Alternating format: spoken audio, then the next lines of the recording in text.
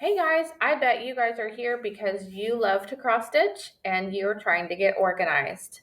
So I know what it's like to have lots of different projects that you're wanting to work on, or even if you're a business owner and you have lots of different orders that are coming in and you're trying to get them all done and get organized. So this is a Google Sheet and Excel tracker to help you to track your projects, whether you're a business owner or not. This sheet can work either way. So this has multiple tabs. So this is multiple spreadsheets within the same spreadsheet. So at the bottom, we're just clicking around to the bottom and moving around to the different sheets. So when you get the sheet, if you do buy it from me, click on the link and then it will ask you to make a copy. Do that, and then you should end up here. The instructions will be here on a link whenever you get it, and you click on this, so there'll be a link to the YouTube video. Okay, so this is your planner part. This is going to help you to keep track of your projects. Are they complete? How many stitches are done? All sorts of things. So I'm going to highlight this whole row and hit the delete key, and I'm going to just empty it all out so we can start from scratch. Okay, so say this is a brand new project. We're going to come in and we have not started it. If it were complete like this guy, we would hit the complete button here.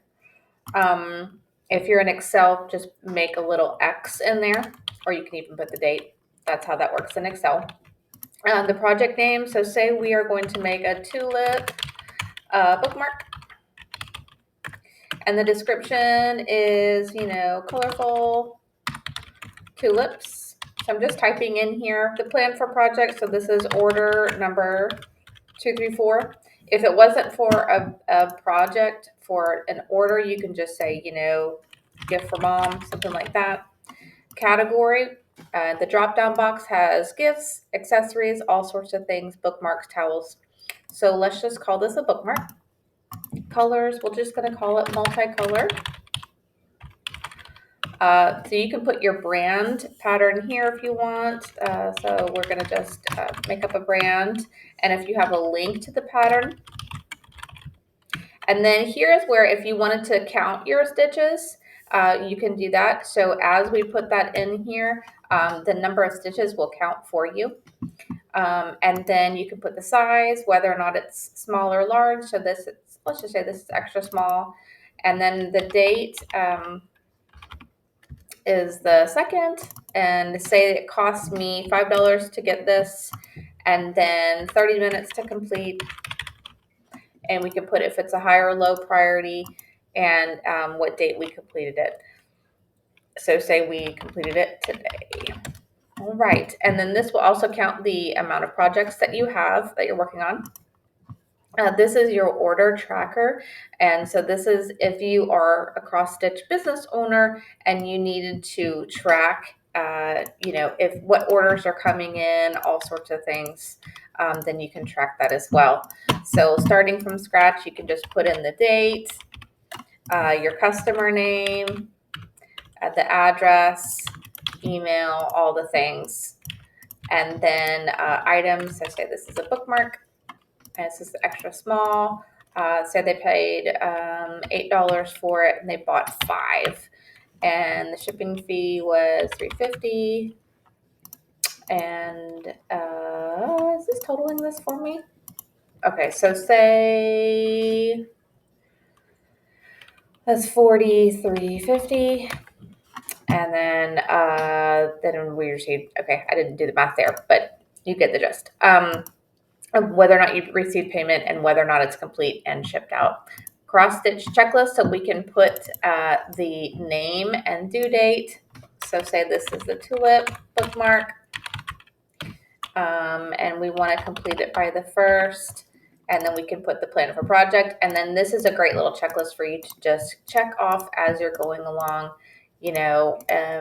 where you are in the project so you can remember where you are, and notes if you need them. And then thread inventory, this is for you to just keep track of all of your embroidery thread. You can put the brand, thread, color name, choose for the drop down box what category of the color type. You can choose how much is left, if you've got a full skein, half, quarter, or none, what your plan is, what the project status is. If you wanted to use like a project tracker on this one, you could.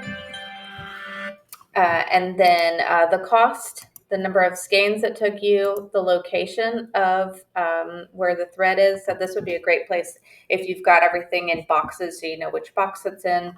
You could have a link to the pattern and notes. Here's a place for you to choose to track your pattern inventory. So same thing, name, brand. You can choose categories, what size your patterns are, how much fabric is needed, what skill level, project status, and then your cost and such. This will count up the number of patterns that you have and then how many projects you have completed. It will track that based on what's filled out in the Q column. This will track fabric inventory, so any kind of cross stitch fabric that you might have for you to track that. And then this one, if it's kind of like I already have the thread and pattern inventory and fabric inventory tracker, so I put that in there.